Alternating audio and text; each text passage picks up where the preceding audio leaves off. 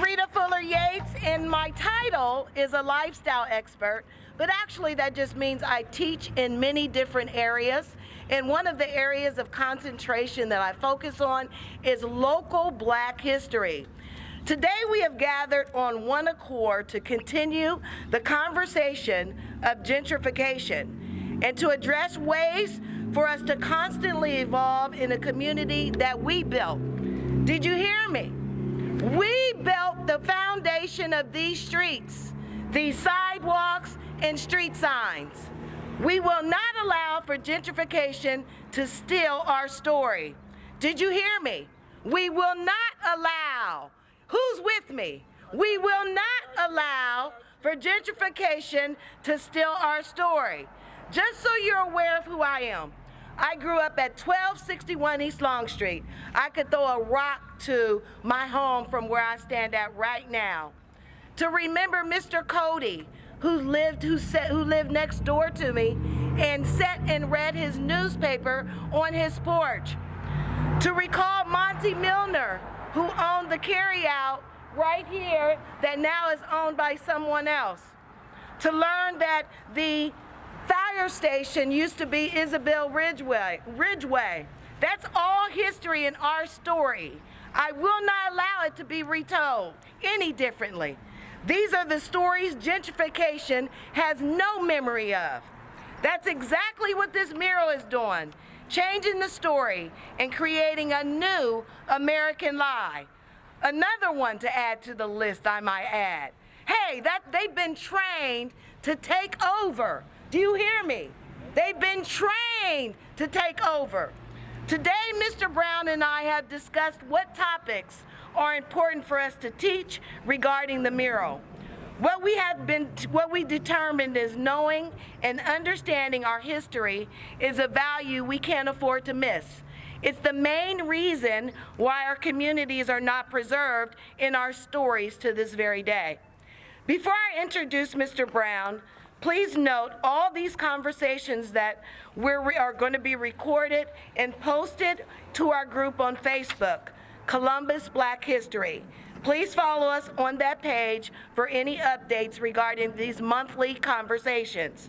So without further ado, please allow for me to introduce our historian and president of Bronzeville Neighborhood Association, Willis Brown.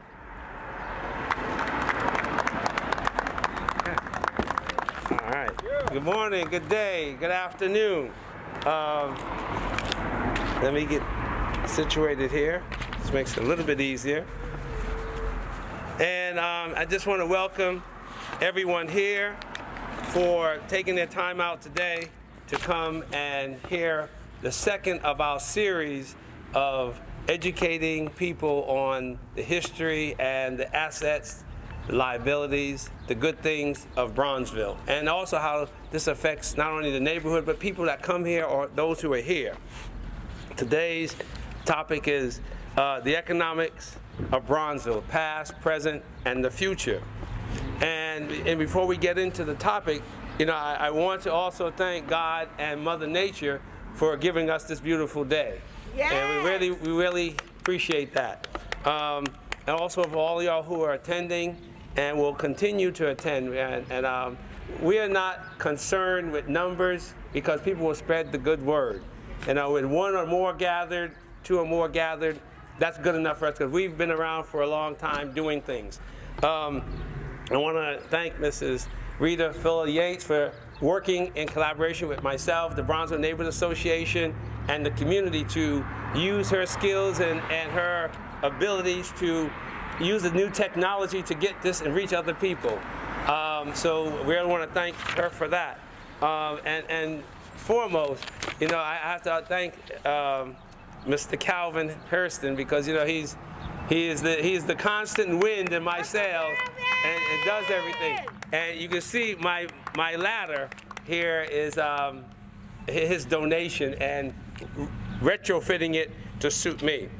Now, just to give you an idea, people say, why are you up on a ladder? The ladder has significance. Well, for someone like myself, who was born and raised in Harlem and traveled and seen different things, I witnessed, Malcolm X, and a lot of others get on the ladder in Harlem during the Civil Rights and pass on information to the residents of Harlem.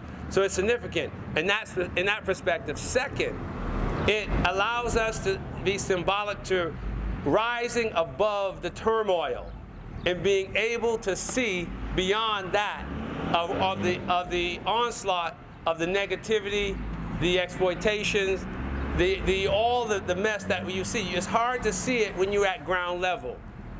So that's why even with airplanes, you have towers where you're looking down the road if you're traveling, you have to be able to see beyond your height. So the ladder is symbolic of rising above the negative environment that may exist in your environment, your life, your day. So the ladder is very significant with that.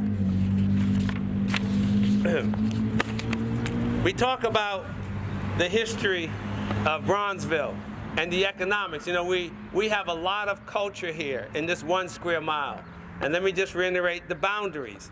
The boundaries for the current Bronzeville is Broad Street to the south, I-670 to the north, Taylor Avenue to the east, and Jefferson Avenue to the west, about approximately 1 square mile. Back in 1937, it was about 2 square miles. And we have the original boundaries from Broad Street to I-670. Back then, it was the Pennsylvania Railroad, and it went to Woodland Avenue to the east and Cleveland Avenue to the west. So it's about 2 square miles then. But back then, we're talking anywhere from the 1900s up to the 1950s or 60s, you had over 70,000 people living in this 2 square miles. And with that being the case, there was a lot of economics. So just imagine this area having over 70,000 people living here, interacting in the environment, with themselves, maintaining the family. Some of these big houses had a minimum of 10 people living in them. They had 2 or 3 generations in them. So you had the capacity. You also had the dynamics of the entrepreneurs. And that's what really made the Bronzeville area shine. You had, everyone had, and we used to call it in Harlem, everyone had a hustle. You know, you had your main job, if you had one, and maybe in the service industry or wherever, but then you had a second hustle. You may have been a carpenter, a plumber, you're a mason. You know, you did all kind of jobs. You were multi-talented. The neighborhood was not only, it was predominantly African American, but in that time you had the Asian population, you had the Jewish population, you had the Irish, the German. You had everyone living here interacting, and that allowed for a very special kind of community that was working together. I'm glad to have our Vice President of the Bronzeville Neighborhood Association, Mr. Mason, and he and I was able to meet and visit one of the Jewish entrepreneurs who had a tailor shop on Mount Vernon. We went to his house. His father had it. He took it on, and he was able to share how life was with us. And the fact that when one of the entrepreneurs would hit the illegal numbers, that they would share in that together. I mean, that was the kind of symbiotic relationship that everyone had in this community. It was a special kind of place. So we were glad that we had that opportunity. We were also very fortunate to meet Mr. James Madison, and he was one of the original members of the board that they formed, or the mayor. They had their own mayor. They elected. This is like in the 30s, and he was one of the last living members of that. And he was able to talk to us and tell us what it was like. We have that on video to know exactly what took place in Bronzeville at that time, and we cherish that moment. And from the just to give you an idea, from the late 1800s to the early 1930s, OSU graduated 1 to 2 doctors or dentists per year. And it wasn't like they couldn't have graduated more. That's all they would allow in there. Most of them had offices here in Bronzeville. They had doctors' offices, dentist offices, and they pooled their resources right here. which again gave it another flair. Long Street was the street that was the professional street. Mount Vernon was the actual, the commercial zone where everything was on Mount Vernon. You had your stores, your shops, and just to give you a feel that we like to say the Bronzevillians, as that they called themselves that they were saying that if the downtown area didn't care to have them there, they said we can make ours the same. So they invested in building.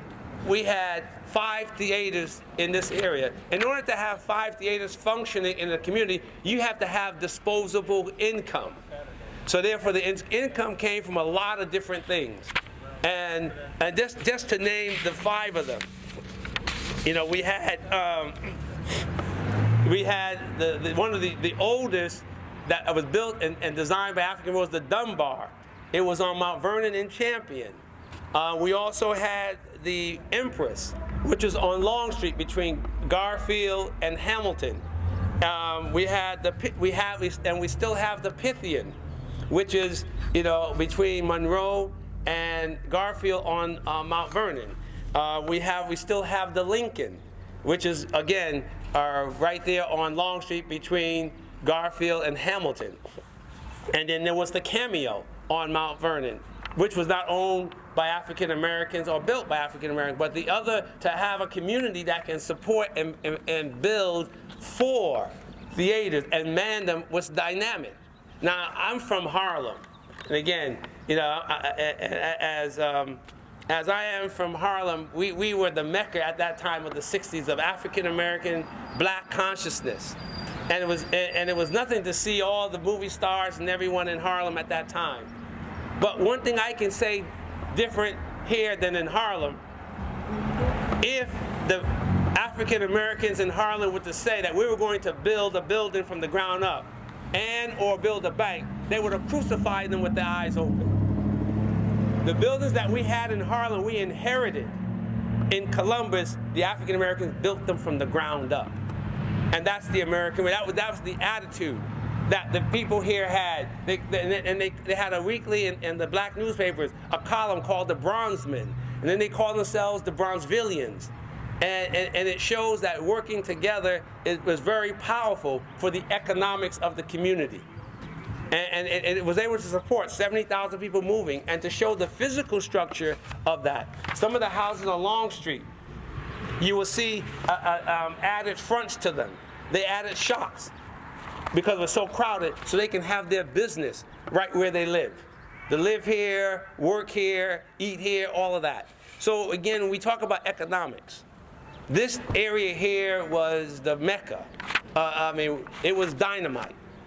And things have changed over time. And then we have another aspect that took place during that time that was significant, was the churches. All the churches you have here, the big churches, all of them were Trinity, Second Baptist, St. Paul AME, and just to name a few, were all built from the 20s to the 30s. These buildings were built by African Americans, paid by them. And in our research over time, we found where it was stated that when we were building buildings here, that if a brick was 2 pennies, when we were building here, we bought the big brick that was 5 cents because we wanted the best. And some of those buildings are still here today. We not only built churches, not only theaters, we built some of these personal residents that you see on Long Street were built by us from the ground up. So again, we talk about economics, and when I talk about the Bronzeville spirit, the Bronzeville spirit that I like to promote and try to get out there is that we can do it ourselves. And we have evidence of these monuments on Long Street. And to show the role of the women that were present at that time. We have several buildings on Long Street that are named after women who their husbands were the mover and shaker, and we were fortunate to meet one or a couple of them who was able to tell us about how it was back then. That Mrs. Moreau, who her grandfather built the Edna building, Mr. Farley, and named it after his wife. And she said that they would meet at the Crystal Slipper, which was next to the Empress on Long Street, across the street from the Lincoln. This was their attitude. If their husbands were going to the moon, their job was to build the spaceship and create the fuel and send them. Hence, the men named the buildings after them. Show me a city where the builders of that particular city named the buildings to represent and give respect to the women that assisted in managing the money. So again, the Bronzeville area is very, very significant in the holistic approach to economic sustainability. And what was even more exciting about the neighborhood was that, as we see in Bexley, the dollar circulates more than once, six or seven times in that neighborhood. Well, during the golden years of Bronzeville, which was from the 20s to about the 50s, that the money circulated here, at least that.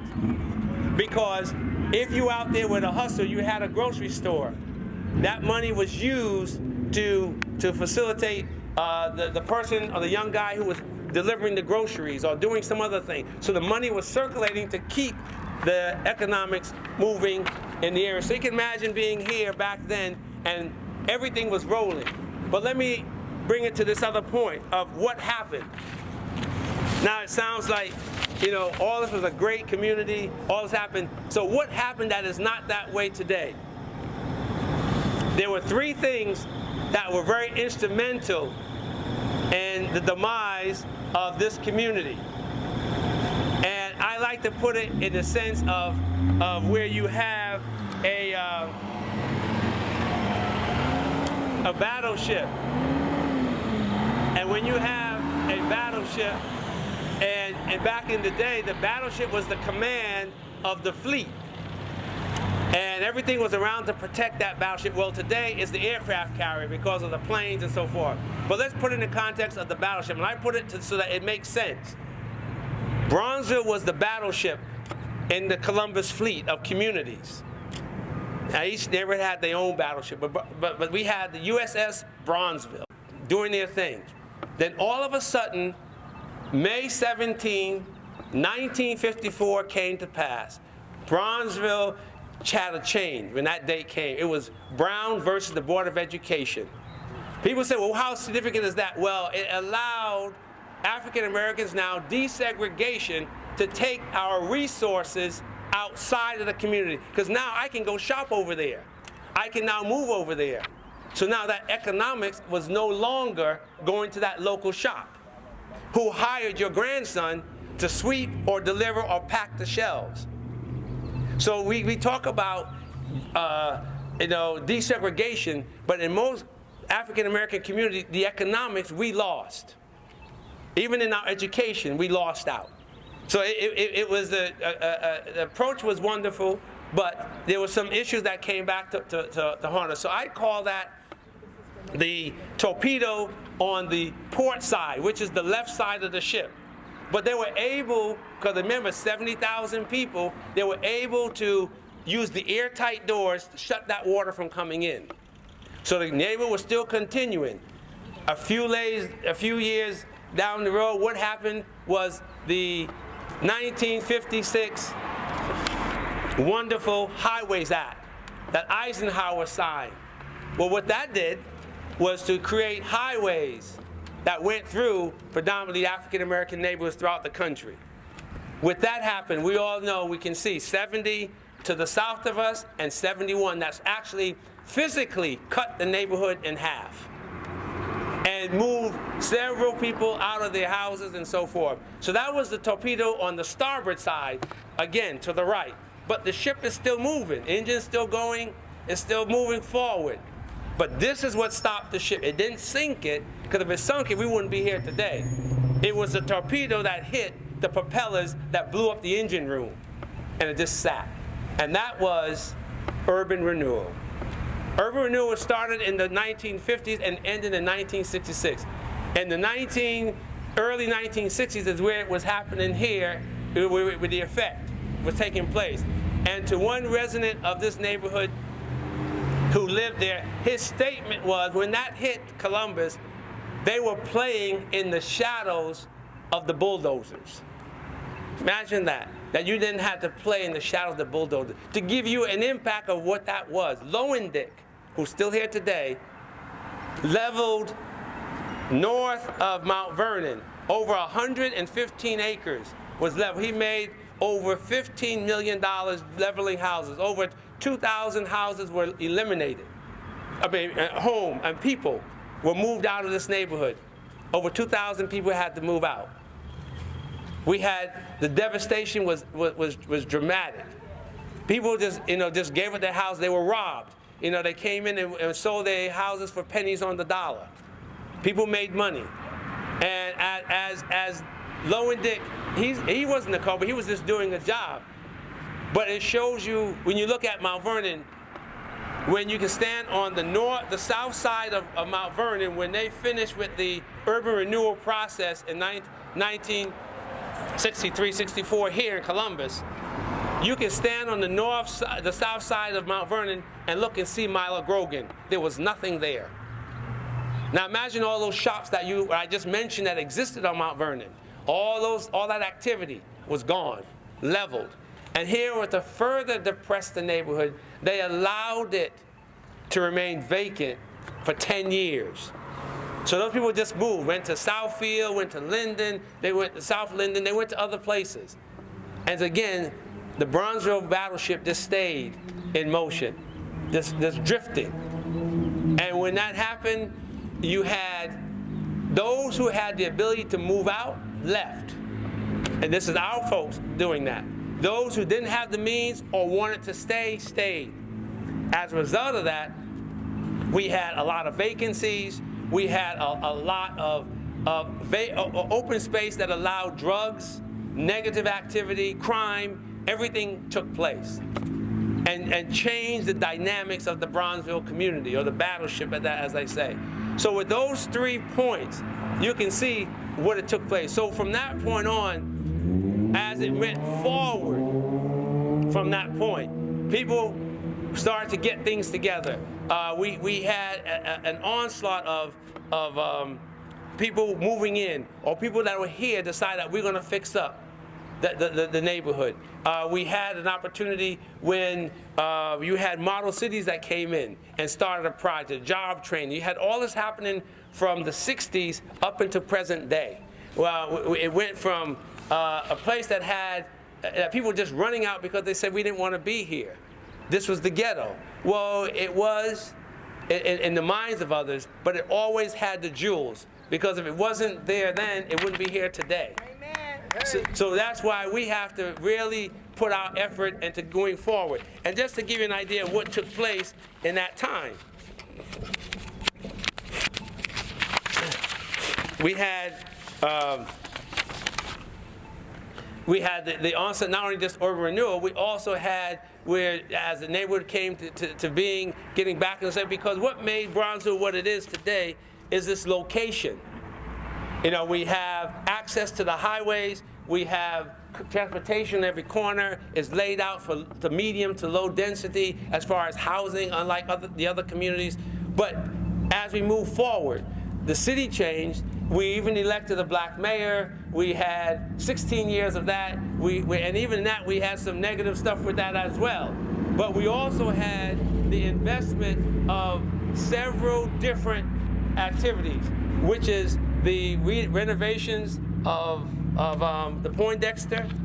We had Capitol View Estates, trying to repopulate. We had to redevelop. We had Elijah Pierce. We invested in the new Bronzeville that you see happening today. And when you see that, you say, well, what else is going to happen?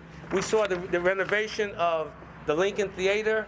We see now that today, we talk about what happened. We have today where you see the Bohr Project. We have the Atchison Project. We have a building coming up on 750 East Broad Street. We have 17th Avenue where CMHA and CPO built some beautiful buildings. Bronzeville is in the revival stage. So all those who are still here, the future looks great because we have to, one, know that we can do it because the people before us did it. So we can build, we can change, but we have to believe it's possible. And what happens is that we don't see that right away. But now you see what's coming on. And I have a handout that some of you should be getting about a development that's coming right across the street next to Uncle Dave's building, apartment buildings. What we like to say here in Bronzeville that we need to have everything. We want the people who are making 7 and 8 figures to those who are getting vouchers. We need everyone so people can move up and into the neighborhood. We need apartments. We need retail stores. We need to have apartments for seniors. We need apartments for workforce. We have to encourage the economics. As I said, in the golden era, you had all those people chipping in to make the area a viable community. Today, we have to do that, and we have to welcome the new development. We have to have appropriate, sustainable development. And that's what the Bronzeville Neighborhood Association is promoting, that we do this. We know that the economics in the neighborhood is critical. And no matter what we have in beautiful buildings, the essence of the community is its people. And that's what we are doing, and we're going to continue to do that. And as you see, we also have the investment from then to now. We have 2 new schools. We have Trevitt, that was a new school. We have Champion as a new school, and we have the refurbishing of East High School. So again, the neighborhood, even in its day, in its prime, it had a full school system. You can go from kindergarten to high school right here, within this 1-2 square miles. We are getting right back to that. So we have to look at the economics. We are the economic engine of this community, and we have to continue to do that. And as we look at we even have where we are even, for many times, myself and others and the community, we talked about the cap. And you see the cap with the cultural wall. That cap also shows the future. As we're talking about going forward, to the north side of that cap, we spent a lot of arguments, a lot of fussing with the ODOT to have that side to have the infrastructure for restaurants. It's to the north side of that cap, just waiting for restaurants so it looks like the short north. We fought for that, and it's there waiting. And then carrying on the tradition of having women names on buildings, myself and Vice President Masner fought with the board project, what did you see on Long Street? And one of the buildings, if you go down there, you will see, it has the Walker building. That is Miss Ann B. Walker, who was working in the press secretary with Jimmy Carter. She's still alive today. But we forced them and worked with them to put her name, and they wanted to put a plaque. We said no. It must be in the fabric of the building, so you can't remove it. And it's at the top of the building where it says the Walker building, just like the Edna building. Go ahead. So this is how we can make demands with development, that we can say, we don't, again, as we said before, we will continue to say, we don't care who gets on our bus as long as we're driving the bus. Because once you get on the bus, you got to bring resources and ideas to take us to the next level. And I'm going to, be closing here shortly with the fact that we must continue to do this. We will continue to have meetings like this. We have to tell our story. We have to educate people on the value. And with that being said, we want people to understand that if we don't do it, then other people do it, and they put a value on you that will be half of what you think you're worth. So we're going to continue to work as a team in the community, and we're going to tell our story over and over again until we get to the point where we feel that we are doing the things to make this neighborhood welcoming to everyone that brings the resources to another level. And I'm going to stop there. If you have any questions, all right, we have a comment here from Vice President Masner of the Bronzeville Neighborhood Association. You want to get here? Yeah.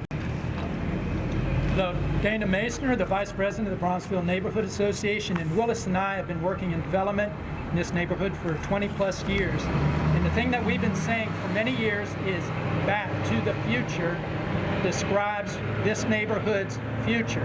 By back to the future, I mean things that we had in the past when this neighborhood was developed back to the 1870s, we are now in the process of reacquiring. For instance, we have all kinds of housing development. Housing development, we have people in this neighborhood very concerned about small units, 600 square feet, for instance, in single-room apartments. Guess what? Long Street, coming from Broad Street, had what they called residence hotels all the way out. The Edna was one. You had the Park at Hamilton and Long. You had the Virginia downtown there near 4th.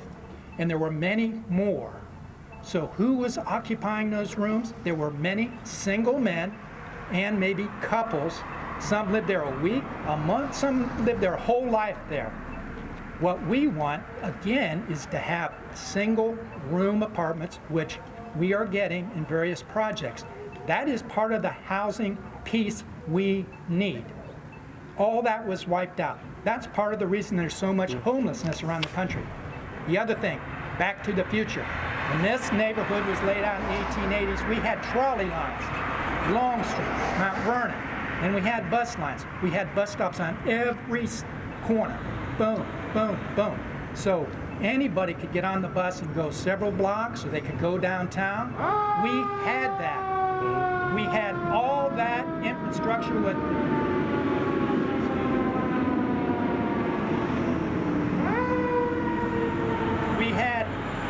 infrastructure with transportation until 10 years ago. CODA eliminated so many bus routes here on the Near East Side so they could extend it out further, way out to Morse Road, way out to the north, way out to the south. So we lost what we had. Now what's going on? There's the Bronzeville Mount Vernon corridor, which is being studied, where they want bike paths, they want to redo the parking, they want to make it friendlier, slower, encourage people to come in. So you see those signs on Mount Vernon. And there's also discussion about, guess what? Getting our buses back. Why do we need buses? Because we have all these apartments and new people moving in. Many of them don't even have cars. They ride their bikes. They'd be happy to get on the bus. Give us what we always had. So there are so many instances which we can talk about another time. But the key in this neighborhood is back to the future. We're not trying to reinvent. We just want what we always had. Amen. All right, thank you. Amen. Good. And we have any other comments, or who's a long-time entrepreneur? We talk about the entrepreneurs of the past. Here's one. Thanks, Brother Brown.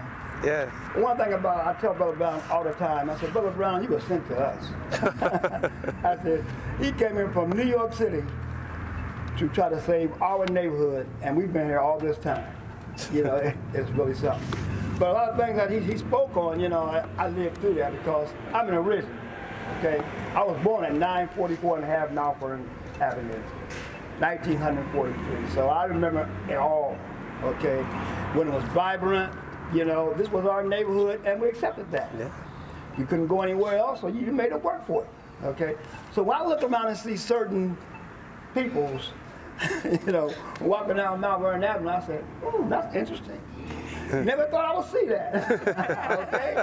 I mean, and they're very comfortable, you know. Back in my day, you zoom down Long Street, because Long Street was straight through. Or you took Broad Street, because I also tell Brother Brown, I said, you know, infrastructure is very key. I said, because when you have infrastructure, anything can be built around that.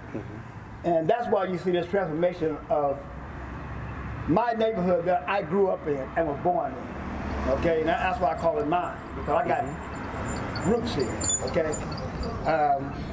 What I'm seeing right now is the tip of the iceberg, or the tip of the spear of some other places that I don't recognize. Okay, so be it. Okay? South Baptist Church refused to move. When the freeway was coming through, they said, no, you will go around us. So that's where that curve come in down there around 71 North. The house that he spoke about being torn down, I lived through that. Monroe, 17th, all back on Old Leonard, Trevitt, all of that was. I mean, it was houses back there. You know, we had four elementaries. We had Champion and East. We had Mount Vernon Avenue, Douglas, Felton, Old Garfield. So like I said, it was a vibrant neighborhood. And as far as I'm concerned, it was good, you know, as far as, you know, it's a little racket here, little racket there, but it was home. Plus, you were confined to the area, not by your own doing, but just by the nature of things, if you know what I mean, okay? So the thing of it is that you go where your money takes you. And so it wasn't like we enjoyed living under certain conditions. That's what we lived on. And you made it work for you. Everybody went to East Side School, the doctors, the lawyers, the professionals, the brick masons, the garbage men, everybody. We went to East Side School and we made it work. There was no separatism. You went there and you made it work. Like you spoke about also, things are orchestrated. They start long before you see them. When you see them, it's already in motion. So, and what we're doing, whether it changes a whole lot or not, we're going to speak on it, okay? And whether you like it or not, we're going to say it. And like I say, when I see these different faces, I say, wow, that is awful peculiar. Because I would never have envisioned that I would see things the way I'm seeing them now. So you have to bear with me on this, because I know that, you know, my days are numbered, you know. The end is coming, okay? I'm not going to change the way I feel about things.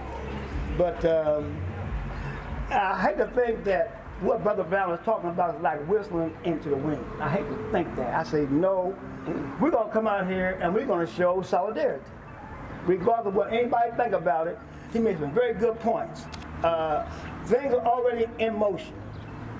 And what Brother Brown and I, and another brother and I, we're trying to say, well, we might not be able to stop it. We can maybe just slow it down a little bit until certain folks kind of understand what's happening and come to our rescue, okay? Come back and give us some more support on what we're trying to do. We're not about, we never have been about not being with other people, if you know what I mean, okay?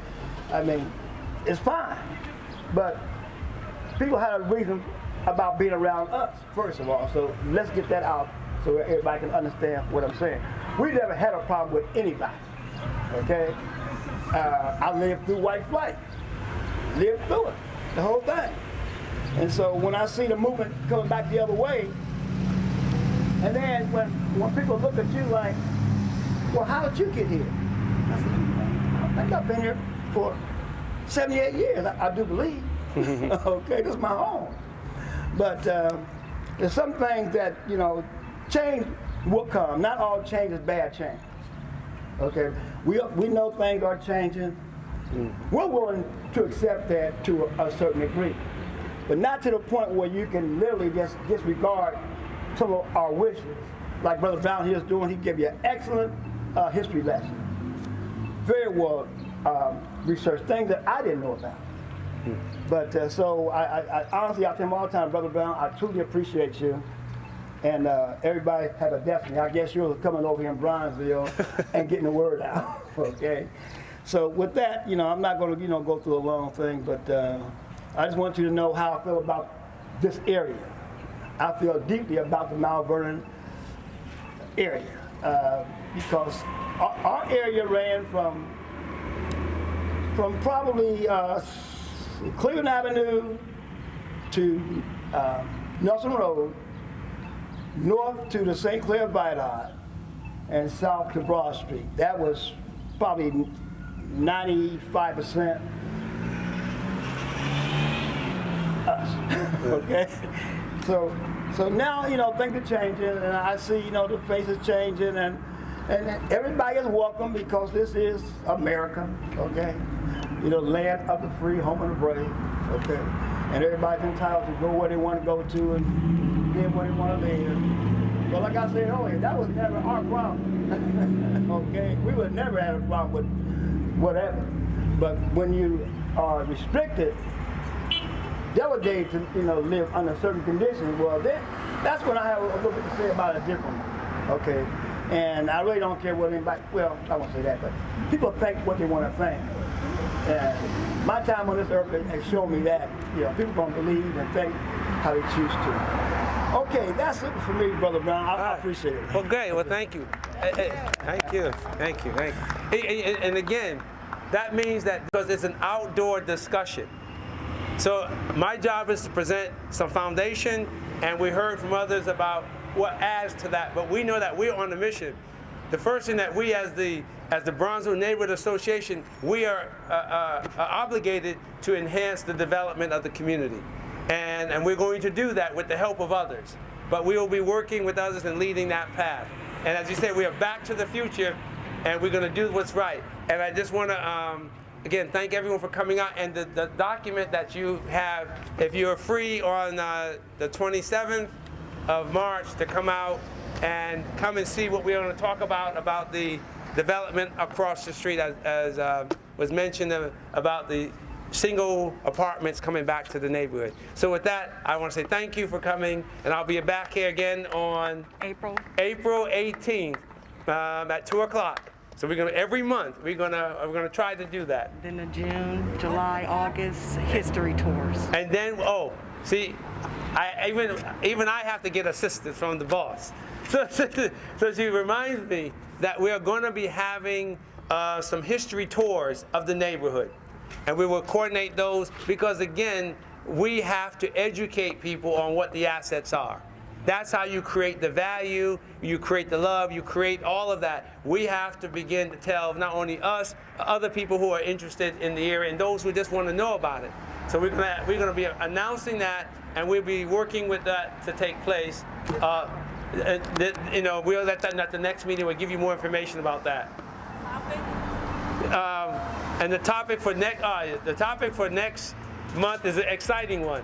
It is Bronzeville's gentrification. It's not what you think it is, but it is what it is. So we'll leave it. That's just a teaser.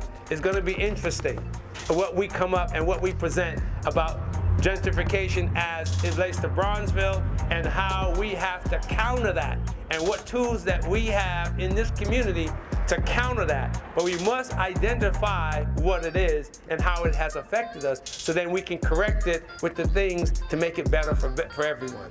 But that's the teaser for next month. Yes. Any other questions? Thank you again for coming out. We appreciate everything.